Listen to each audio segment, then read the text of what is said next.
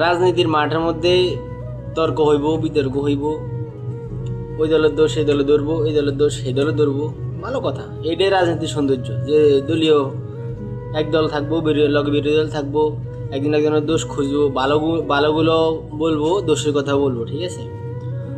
তো বর্তমানে এমন একটা সমস্যা, আপনি রাজনীতির কারণে বন্ধু বান্ধব কন, ভাই বেড়াদার কন, বাপ কন, ইদানিং বাপ মা কন, এগুলোর লগে আপনার মানে শত্রুতা শুরু হয়ে যায়।